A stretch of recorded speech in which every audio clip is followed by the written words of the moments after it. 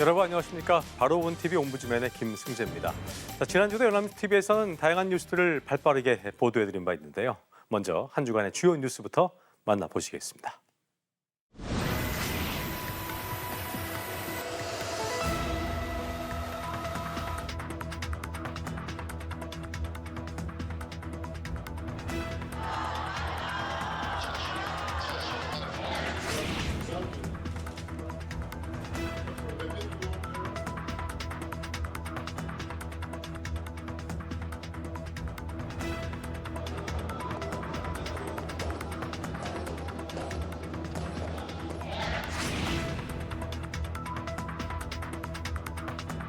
피고인을 징역 7년에 처한다. 피고인을 징역 4년 및 벌금 5천만 원에 처한다.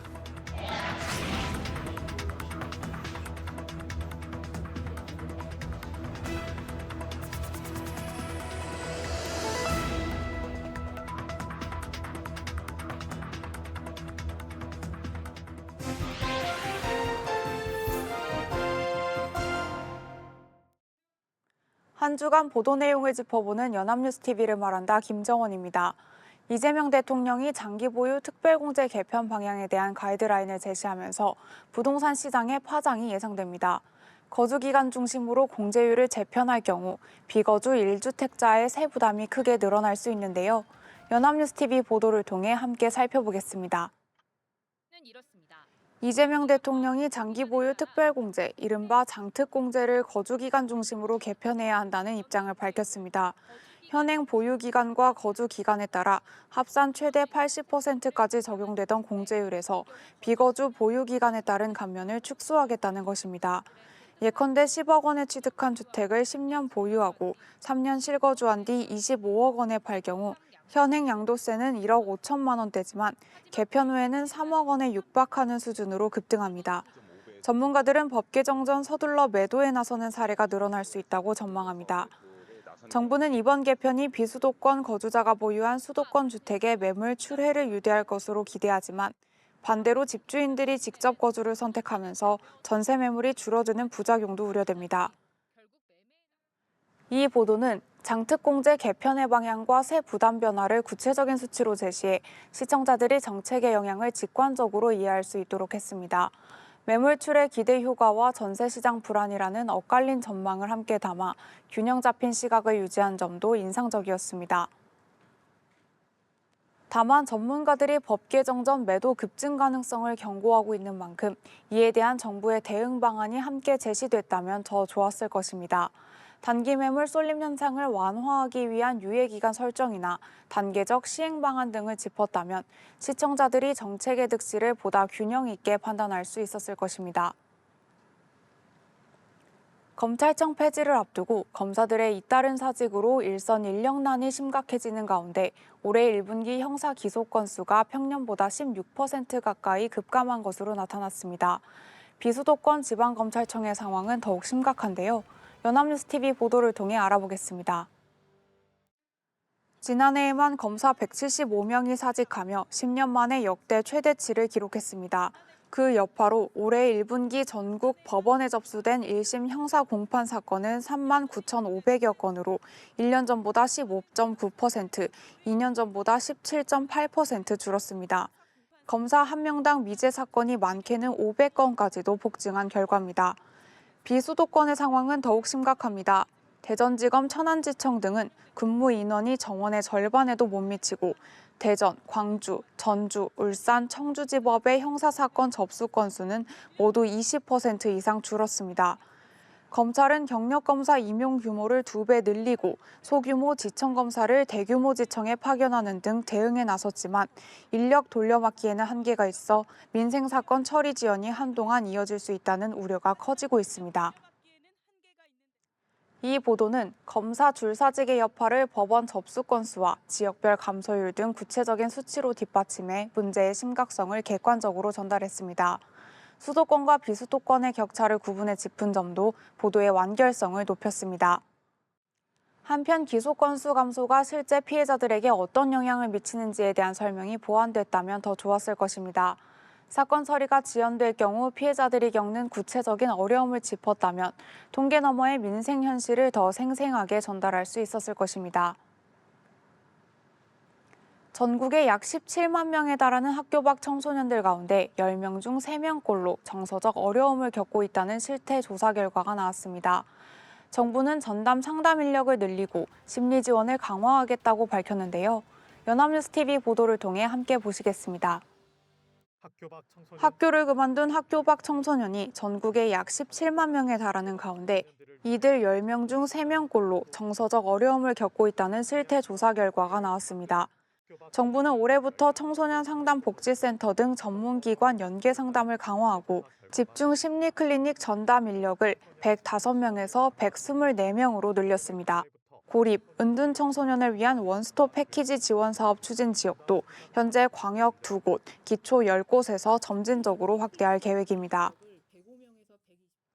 이 보도는 학교 밖 청소년의 정서적 어려움을 구체적인 수치로 전달하고 당사자 인터뷰를 통해 그 현실을 생생하게 담아냈습니다. 통계와 사례를 균형 있게 배치해 시청자들의 공감을 이끌어낸 점이 돋보입니다. 그러나 전담 인력을 105명에서 124명으로 늘렸다는 정부 대책이 17만 명에 달하는 대상 규모에 비해 충분한지에 대한 검토가 빠진 점은 한계로 남습니다. 지원 확대의 필요성을 언급하는 데 그치지 않고 현재 지원 체계의 한계와 사각지대를 함께 짚었다면 보도가 더욱 실질적인 정책 논의로 이어질 수 있었을 것입니다. OECD가 우리나라 잠재 성장률이 내년 역대 최저인 1.5%대까지 떨어질 것이라고 전망했습니다. 지금은 반도체 호황으로 경기가 버티고 있지만 우리 경제의 기초 체력은 여전히 취약하다는 진단입니다. 연합뉴스TV 보도를 통해 살펴보겠습니다. OECD는 한국 잠재 성장률이 지난해 1.92%에서 올해 1.71%로 떨어지고 내년에는 1.57%로 1.5%대에 진입할 것이라고 전망했습니다. 특히 내년 4분기에는 1.52%까지 떨어질 것으로 내다봤습니다. 전문가들은 고령화로 인한 노동력 급감, 노동시장 경직성, 미국 투자 확대에 따른 국내 자본 유출 가능성 등을 주요 원인으로 꼽습니다. 현재는 반도체 훈풍으로 글로벌 투자은행들이 한국의 1분기 성장률을 상향 조정하는 등 호황이 이어지고 있지만 전문가들은 훈풍이 지나간 후를 대비해 AI 활용을 통한 생산성 제고와 제조업 경쟁력 강화에 나서야 한다고 조언합니다. 이 보도는 잠재 성장률의 개념을 쉽게 풀어 설명하고 하락 원인과 대응 방향을 전문가 의견을 통해 균형 있게 전달했습니다. 반도체 호황에 가려진 구조적 문제를 짚었다는 점에서 시의성 있는 보도였습니다. 한편 잠재 성장률 하락에 대한 정부의 구체적인 대응 방향이 빠진 점은 아쉽습니다. 전문가들의 진단과 조언은 담겼지만 이에 대해 정부가 어떤 정책적 입장을 갖고 있는지를 함께 짚었다면 문제 제기에서 그치지 않고 보다 구체적인 논의로 이어질 수 있었을 것입니다. 이재명 대통령이 알파고의 아버지로 불리는 구글 딥마인드의 데미스 하사비스 대표를 만나 AI 기술 발전과 산업 협력 방안을 논의했습니다. 이 자리에서 이 대통령은 AI 기본소득의 필요성도 언급했는데요. 연합뉴스TV 보도를 통해 알아보겠습니다. 이재명 대통령과 하사비스 구글 딥마인드 대표는 AI 기술 발전과 이를 둘러싼 변화를 주제로 대화를 나눴습니다. 특히 이 대통령은 AI 발달로 인한 일자리 문제를 짚으며 AI 기본소득의 필요성을 질문했습니다. 하사비스 대표는 기본소득의 필요성에 동의하면서도 주택, 교육, 교통 등 기본 서비스를 국가가 제공하되 자본시장의 원리를 접목하는 방안에 대한 고민이 필요하다고 밝혔습니다. 구글은 올해 안에 서울의 AI 캠퍼스를 개소해 연구자, 스타트업과 협력하기로 했습니다. 구글 딥마인드 본사가 있는 영국을 제외하고 세계 첫 사례로 구글 연구진 최소 10명의 한국 파견도 검토하기로 했습니다. 이 보도는 회담의 주요 내용을 AI 기술 협력과 철학적 논의, 구체적인 성과물로 나눠 체계적으로 전달했습니다. 서울 AI 캠퍼스 개소라는 가시적 성과도 함께 담아 보도의 완결성을 높였습니다. 다만 보도에서 AI 기본소득이라는 개념이 언급됐음에도 이에 대한 설명이 없었던 점은 보완이 필요해 보입니다. 이에 대한 간략한 설명과 함께 국내에서 AI 기본소득에 관한 논의가 어떤 방향으로 이루어지고 있는지를 짚었다면 시청자들이 이 대통령의 발언이 갖는 정책적 의미를 더 명확히 파악할 수 있었을 것입니다. 넷플릭스 코리아가 세무당국을 상대로 낸 762억 원대 법인세 불복 소송에서 사실상 승소했습니다. 컨텐츠를 실제로 제공하는 주체는 한국 법인이 아닌 해외 본사라는 논리를 법원이 받아들인 결과인데요. 연합뉴스TV 보도를 통해 살펴보겠습니다. 서울행정법원은 넷플릭스 코리아가 과세당국을 상대로 낸 법인세 불복 소송에서 원고 일부 승소 판결을 내렸습니다. 핵심 쟁점은 넷플릭스 코리아가 네덜란드 법인에 지급한 수수료의 성격이었습니다. 과세당국은 이를 저작권 사용료로 보고 원천 징수해야 한다고 주장했지만 법원은 컨텐츠 저장, 전송 등 핵심 기능은 네덜란드 법인이 수행하고 국내 법인은 보조적 역할에 그친다고 판단했습니다. 재판부는 국내 과세 소득이 낮아 불합리하더라도 이는 세제 개편이나 입법적 조치로 해결할 문제라고 명시해 현행 법 체계의 한계를 짚었습니다. 이번 판결은 국내에서 막대한 수익을 올리면서도 매출 구조를 해외 법인으로 분산시킨 글로벌 빅테크 기업들에 대한 과세에도 상당한 영향을 미칠 전망입니다. 이 보도는 복잡한 법인세 소송의 핵심 쟁점을 수수료의 법적 성격과 수익 구조로 나눠 명확하게 전달했습니다. 재판부가 현행 법 체계의 한계를 직접 언급했다는 점을 짚어 이번 판결의 파장을 넓게 조명하여 시청자들의 판결에 대한 이해를 높였습니다. 한편 재판부 스스로 입법적 조치가 필요하다고 명시했음에도 현재 국내에서 빅테크 과세와 관련한 입법 논의가 어떻게 이루어지고 있는지에 대한 설명이 빠진 점은 아쉽습니다. 이번 판결을 계기로 글로벌 디지털 기업에 대한 과세 형평성 문제가 어떤 방향으로 논의돼야 하는지를 함께 짚었다면 보도가 더욱 실질적인 정책 논의로 이어질 수 있었을 것입니다. 지금까지 연합뉴스TV 시청자 평가였습니다.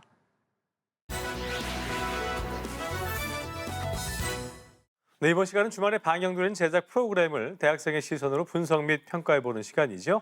캠퍼스 TV 리포트입니다. 이번 주에는 도가방송예술대학교 정미연 학생과 함께하겠습니다. 어서 오십시오. 안녕하세요. 네, 자, 미연 학생 지난주에 어떤 프로그램 모니터링했습니까? 네, 저는 매주 일요일에 방송되는 연합뉴스TV 스페셜을 모니터링했습니다. 이번 방송은 과거 유산에만 머무르기보다 현대인의 라이프 스타일에 맞추어 스며든 한옥의 새로운 멋을 보여줍니다. 선조들의 지혜를 그대로 간직한 채 이른바 힙한 감성을 더해 재탄생한 현대 한옥들이 최근 큰 사랑을 받고 있습니다. 전통과 트렌드가 공존하는 그 특별한 현장, 화면으로 함께 만나보시죠.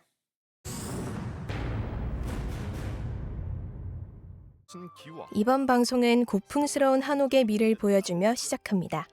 오랜 세월 속 자연과 공존하며 마치 한 폭의 동양화가 펼쳐진 듯한 모습인데요. 고유의 모습이었던 한옥이 지금은 현대 감각과 힙한 무드가 합쳐진 공간으로 변신했습니다. 따스한 햇살이 비추는 북촌 한옥마을, 빌딩 가운데 자리한 전통 한옥의 모습에 홀린 듯 관광객들의 발길이 멈춰섭니다. 이들은 마치 과거로 돌아간 듯 골목마다 이어진 한옥에 반해 눈에 가득 담기 바쁜데요. 세계적인 관심이 모이는 우리나라의 문화, 한류. 그 중에서도 한옥은 우리나라만의 아름다움과 정체성으로 그 가치를 인정받고 있습니다. 사계절이 뚜렷한 우리나라에 맞게 건축된 온돌과 마루. 이 두 가지 요소를 보면 한옥은 자연과 함께하기 위해 적응하고 문제를 해결하려 했던 선조들의 지혜가 녹아있는 공간이라 할 수 있습니다. 한편 지금의 한옥은 과거에만 머물기보다 카페, 호텔, 사진관 등 다양한 공간으로 활용하기 위해 노력하고 있는데요. 2000년대 이후 한옥을 다양한 용도의 건물로 사용하는 것은 도시화 과정에서 나타난 매우 자연스러운 결과라고 합니다. 이번엔 한옥 리모델링의 성공적인 사례, 서울 종로구의 한 호텔로 향합니다. 고즈넉한 풍경을 자랑하는 이곳은 현재 11개의 객실을 갖춘 한옥 호텔로 활용해 기와지붕과 대청마루, 그리고 소나무까지 전통의 멋을 그대로 간직하고 있었습니다. 일제강점기 당시 진단학회가 활동했던 곳을 복원해서 호텔로 운영하고 있다고 합니다. 140년 된 한옥의 담을 허물어 중정을 만들고 소실대문을 새로 만드는 등의 과정으로 기존 한옥의 틀은 유지하고 낡은 자재는 교체하며 현대식 생활에 맞게 리모델링을 진행했는데요. 전통과 현대가 공존하는 도심 한옥 호텔은 전통의 지혜와 현재의 편리함을 통해 편안한 하룻밤을 묵고 갈 수 있는 곳이 됐습니다. 다음으로 전통 한옥 마을이 자리한 안동 하회마을로 이동해 봅니다. 이곳에도 멋스러운 한옥 호텔이 들어서 있었는데요. 설계 당시 전통과 현대의 조화를 중점으로 둔 만큼 17에서 18세기 선비의 기운이 느껴지는 아름다움이 눈에 띕니다. 대대로 이어질 한옥을 위해 수백 년 된 소나무 목재를 사용하고 전통 방식으로 주춧돌을 제작하는 등 인고의 제작 과정으로 15년이란 긴 세월 끝에 한옥 호텔을 완성할 수 있었다고 합니다. 이렇게 만들어진 호텔은 호텔 자체로 하나의 풍경이 돼 자연과 어우러지고 있었는데요. 특히 이곳은 외국인 관광객에게 입소문이나 많은 이들이 뜻깊은 장소로 추억을 쌓아가기도 했습니다. 서울 종로구의 한옥들은 정형화된 형식에서 벗어나 새로운 기준을 제시하고 있었는데요. 젊은 층의 인기가 모인 힙한 분위기의 한옥 카페로 향해 봅니다. 이곳을 지은 김원천 건축가는 특별한 공간을 구성하기 위해 힘을 썼다고 하는데요. 건물을 새로 짓기엔 부족한 공간이었기에 기존에 있던 작은 한옥들의 자재를 활용해 실내 장식 요소와 인테리어로 사용한 모습이 눈에 띕니다. 창덕궁부터 시작해 다양한 궁궐 재건축 경험이 많은 그는 한옥이 더 많이 활용될 수 있도록 지금은 한옥의 현대화에 집중하고 있었는데요. 그의 노력으로 독특한 한옥의 탄생이 이뤄졌다고 합니다. 1층의 한옥 카페와는 다른 지하 공간이 펼쳐졌는데요. 지하엔 K-뷰티에 힘입어 만든 화장품 매장이 있었습니다. 색다른 공간 구성으로 인해 특히 외국인 관광객의 발길이 끊이지 않고 있었는데요. 이곳 역시 전통과 현대가 조화된 인테리어가 눈에 띕니다. 한옥은 불편할 것이다 라는 인식을 바꾸고 편안하게 머물 수 있는 집을 만드는 것. 그것이 곧 건축가가 바라는 오늘날의 한옥입니다. 틀에 맞추기보다 그 안에 살아갈 사람이 편리하고 즐겁게 살 수 있는 생각을 하는 게 필요하다며 그 안에서 정통의 맥락을 이해하고 유연하게 적응하는 게 중요하다고 말합니다. 전문가는 한옥이 우리 일상 속으로 잘 스며들도록 별나게 여기기보다 자연스럽게 즐기는 것이 좋겠다고 말합니다. 또한 최근 BTS의 공연처럼 궁궐이 서울을 대표하는 문화로 발전한 만큼 계속해서 범위를 넓혀 지원한다면 큰 성과를 낼 것이라고도 예측하는데요. 우리 곁에서 더 빛날 한옥의 무궁한 발전을 바라며 영상은 마무리됩니다. 자, 모니터링한 내용 잘 봤습니다. 미연 학생 이번 연합뉴스 TV 스페셜 보면서 어떤 점이 가장 와닿았습니까? 네, 저는 한옥의 물리적인 틀보다 그 안에 머무는 사람의 편안함을 먼저 생각해야 한다는 대목이 인상 깊었습니다. 옛 모습을 보존하는 것 역시 가치 있는 일이지만 시대의 흐름에 맞춰 유연하게 변화하고 쓰이는 것이야말로 우리 선조들이 진정 바랐던 모습이 아닐까요? 결국 끊임없는 관심과 실질적인 활용이 우리 한옥을 가장 오래도록 지킬 수 있는 길이라고 생각합니다. 우리 한옥이 더 많은 사랑을 받으며 현대의 삶 속에 깊숙이 자리 잡기를 기대해 봅니다. 네, 우리의 것이 좋은 것이여라고 했던 한 명장의 말이 떠오릅니다. 지금까지 동아방송예술대학교 정미연 학생이었습니다. 고맙습니다. 감사합니다.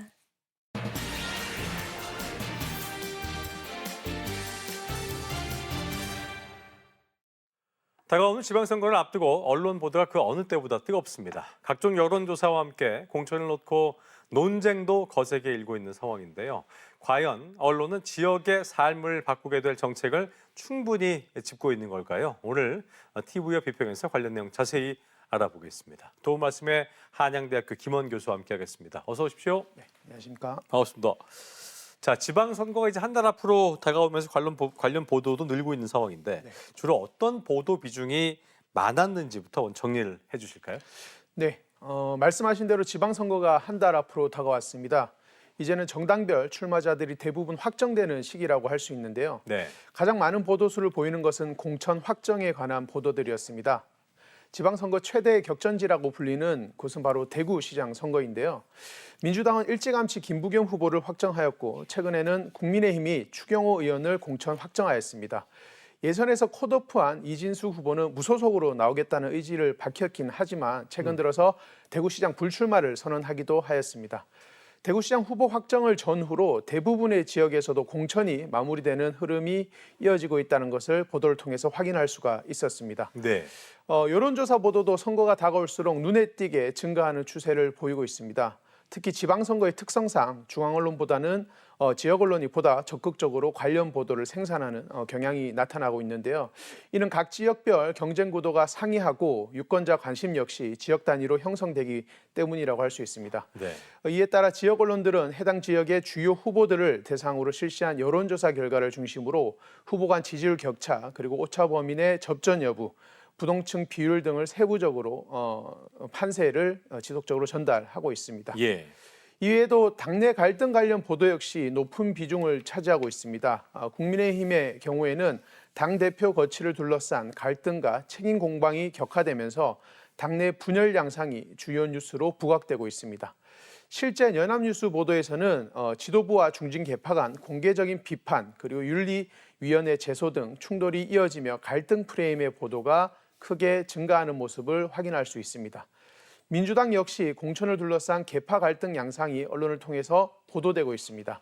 파이낸셜 뉴스는 김용 민주연구원 부원장의 공천을 두고 민주당 정청래 대표와 친명계 간 갈등설을 보도하기도 하였습니다. 예. 이처럼 공천 여론조사 그리고 당내 갈등을 둘러싼 다양한 이슈들이 지방선거를 앞두고 높은 빈도로 보도되고 있습니다. 그렇군요. 반면에 지역 공약이나 선거제도와 관련된 보도도 일부 확인되기는 하지만 상대적으로 그 비중이 낮은 것으로 확인이 되었습니다. 그랬군요. 자, 지방선거 같은 경우에는 특성상 이제 각 지역의 문제라든가 후보자별로 지역에 맞는 정책 대결이 무엇보다 중요할 텐데 언론이 이제 유권자들의 판단을 도울 수 있도록 충분한 정보는 제공하고 있는지도 중요하겠고요. 제대로 검증하고 있는지도 중요할 텐데 이 점은 잘 이루어지고 있습니까? 네. 지방선거의 특성상 지역 언론들은 지역의 현안이나 후보자들의 정책에 좀 더 집중해서 보도하는 경향을 보이고 있습니다. 예를 들어 인천일보의 경우 인천 권역별 현안을 연속적으로 다루면서 5개 권역의 주요 이슈를 점검했는데요.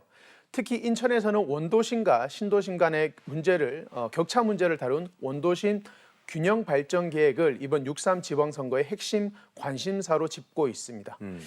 경남 도민일보의 경우 6.3 지방선거의 장보기라는 연속 보도를 통해서 도지사와 교육감 그리고 시장, 군수 선거의 주요 개요를 정리하고 지역민들에게 후보자들이 지역 문제를 어떻게 바라보고 있는지 진단하기도 하였습니다. 한편 각 지역 후보자들도 자신의 이력과 경험을 앞세워 지역 현안 해결 방안을 제시하는 모습이 보도를 통해서 확인이 되었는데요. 예를 들어 경북 매일신문과 연합뉴스 TV는 김부겸 후보가 대구의 최대 현안인 신공항 이전과 대구 경북 행정 통합 문제를 총리 경험을 바탕으로 해결하겠다라는 의지를 밝혔다라고 보도를 하였습니다. 예. 마찬가지로 추경호 후보 역시 침체된 대구 경제를 살리기 위한 경제 전문가임을 강조하면서 지역의 경제 문제 해결을 내세우고 있습니다. 네. 이처럼 지역 언론은 지역 현안을 비교적 구체적이고 깊이 있게 다루고 있다는 것을 보도를 통해서 확인할 수 있었습니다.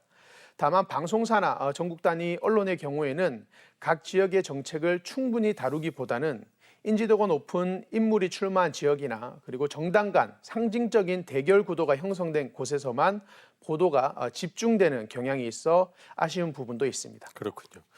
자, 선거를 앞두고 이제 여론조사 결과에 대한 관심도 높은데 언론에서도 여론조사 결과를 인용 보도하는 경우가 참 많습니다. 네. 이때 보도 지침이라든가 유의해야 할 점이 있을 텐데요. 어떤 게 좀 있을지 소개해 주실까요? 네, 여론조사는 흔히 선거의 꽃이라고도 불리는데요. 그만큼 대중의 관심이 굉장히 높은 정보이자 선거의 판세를 가늠할 수 있는 중요한 지표이기도 합니다. 특히 선거를 앞둔 시점에서는 유권자들이 후보 간 경쟁 구도를 이해하는데 참고 자료로 이런 여론조사가 활용되기도 합니다. 다만 이 지표는 단순히 참고를 넘어 실제로 유권자의 판단과 선택에 영향을 미칠 수 있다는 점에서 더욱 신중한 접근이 필요한 것이 사실입니다. 특정 후보의 우세가 강조될 경우 우세한 쪽에 사람들의 표가 쏠리는 일종의 밴드웨이건 효과가 혹은 그 반대의 경우인 언더독 효과가 나타날 수도 있습니다. 이러한 이유로 여론조사 보도는 조사 기간, 그리고 조사 시점, 표본 수, 표본 오차, 그리고 응답률 등 기본적인 정보를 충실히 제공하는 것은 물론 결과의 의미와 한계를 설명하는 방식으로 이루어질 필요가 있습니다. 특히 언론은 표현 방식에 있어서도 민감하게 접근할 필요가 있습니다. 통계적으로 유의미한 차이가 없는데도 앞섰다 혹은 역전했다라는 식으로 보도하는 경우가 있습니다. 이런 표현은 옳지 않다고 볼 수 있겠죠. 또한 지방선거의 경우 후보자가 워낙 많다 보니 여론조사의 결과를 단순히 전달하는 수준에서 그치는 보도가 많이 확인됩니다. 여론조사 수치는 단순히 인용하는 데서 그치지 않고 한계와 맥락을 함께 설명하는 것이 유권자들이 여론조사 정보를 올바르게 이해하는 데 필요한 보도 활동이라고 할 수 있겠습니다. 자, 선거 관련 보도의 경우에는 사진 한 장도 그렇고 표현 하나로도 해석의 틀이 달라질 수 있기 때문에 그만큼 균형 있고 또 공정한 보도에 특히 유의를 해야 할 텐데요. 그런 점에서 이번 지방선거 관련 보도 어떻게 좀 평가를 하시겠습니까? 네, 현재 투표일이 약 한 달 정도 남은 시점인데요. 아직은 본격적인 선거가 시작되기 전이니만큼 공정성이나 균형성 측면에서 큰 문제를 지적할 만한 보도는 상대적으로 많이 보이지는 않습니다. 다만 후보자 등록이 있을 5월 14일 이후 그리고 공식 선거운동이 시작되는 5월 21일을 기점으로 관련 보도가 급격히 증가할 것으로 예상이 됩니다. 예. 이 시기에는 일부 언론이 속보성이나 주목도를 우선시하면서 균형성 그리고 공정성을 상대적으로 뒤로 미루는 경향이 나타날 수가 있어 주의가 필요한 것이 사실입니다. 특히 최근에는 인포그래픽을 활용한 보도가 늘어나고 있는데요. 여론조사 결과를 시각화하는 과정에서 실제 수치와 맞지 않게 그래프를 과장하거나 축소하는 사례는 과거부터 꾸준히 문제로 지적되어 왔습니다. 예를 들어 지지율 격차가 20% 이상 나는 경우에도 그래프상에는 박빙처럼 보이게 표현되는 경우가 대표적이라고 할 수 있겠습니다. 인포그래픽은 수치보다 먼저 인식되는 정보라는 점에서 실제 데이터를 정확하게 반영하는 것이 무엇보다 중요합니다. 따라서 시각 자료를 활용할 때는 단순한 전달을 넘어 공정성과 정확성을 함께 확보하려는 노력이 필요하다고 볼 수 있겠습니다. 많은 유권자분들이 언론 보도를 통해서 후보에 대한 정보를 얻기도 하고 정책 타당성에 대한 검증을 하기도 하는데요. 지방선거를 앞두고 언론의 역할이 그만큼 중요해 보이는 것 같습니다. 네. 끝으로 한 말씀 듣고 마무리하겠습니다. 네. 2000년대 이후 우리 사회가 지속적으로 직면해 왔지만 쉽게 해결되지 않는 문제 중 하나가 바로 지방 위기 그리고 지방 소멸 문제라고 할 수 있습니다. 이번 지방선거는 단순히 자치단체장을 선출하는 선거를 넘어 서울, 경기 지역을 제외한 이른바 지방 지역들이 당면한 위기를 어떻게 극복할 것인지에 대한 방향을 선택하는 중요한 계기라고 볼 수 있는데요. 지역 주민들에게 이번 선거는 단순한 정치 이벤트가 아니라 지역의 지속 가능성과 직결된 중요한 선택의 순간일 수 있습니다. 그런 점에서 언론의 역할은 그 어느 때보다 중요하다고 할 수 있습니다. 예. 우선 지역 언론은 지역 정서나 이해관계를 넘어 우리 지역에 정말 필요한 인물이 누구인지에 대해서 보다 철저한 검증을 수행할 필요가 있습니다. 지역의 사정을 가장 잘 아는 주체로서 크고 작은 현안을 면밀하게 진단하고 후보자들의 해결 능력을 구체적으로 평가하는 역할이 지역 언론에 요구된다라고 할 수 있겠습니다. 예. 이러한 보도는 단순히 선거 시기에 소비되는 데서 그치지 않고 실제로 선거 이후에 실제 정책으로 이어질 수 있는 그런 기반이 될 수가 있습니다. 따라서 지역 언론은 지역 현안에 대한 진단과 검증을 보도의 차원을 넘어 지역의 미래를 설계하는 과정이라는 사명감을 가지고 접근할 필요가 있습니다. 다음으로 전국 단위 언론의 역할도 상당히 중요합니다. 전국 언론은 개별 지역 이슈를 단편적으로 전달하는 데 그치기보다는 이를 보다 큰 구조 속에서 해석하고 연결해주는 역할이 굉장히 중요하다고 할 수 있습니다. 예를 들어 지방 소멸 혹은 지역 불균형, 재정 격차와 같은 문제를 특정 지역의 사례로만 다루는 것이 아니라 전국적인 흐름과 맥락 속에서 설명해 주는 것이 필요합니다. 예. 지금까지 전국 언론은 어느 정당이 이기느냐에 초점을 맞춰온 것이 사실입니다. 이제는 어떤 정책이 지역을 해결할 수 있느냐에 초점을 두어 지방선거가 가지는 진정한 의미를 좀 더 되살릴 필요가 있다라고 할 수 있겠습니다. 그렇군요. 언론이 기억해야 할 내용까지 잘 들어봤습니다. 도움 말씀에 한양대학교 김헌 교수와 함께했습니다. 오늘 말씀 고맙습니다. 감사합니다. 네, 저희 옴부즈맨 제작진은 여러분의 소중한 의견들을 기다리고 있습니다. 방송을 보시고 느낀 소감을 연합뉴스TV 홈페이지 내 시청자 게시판이나 SNS로 보내주시면 됩니다. 저희는 다음 주 시간 다시 인사드리죠. 여러분 고맙습니다.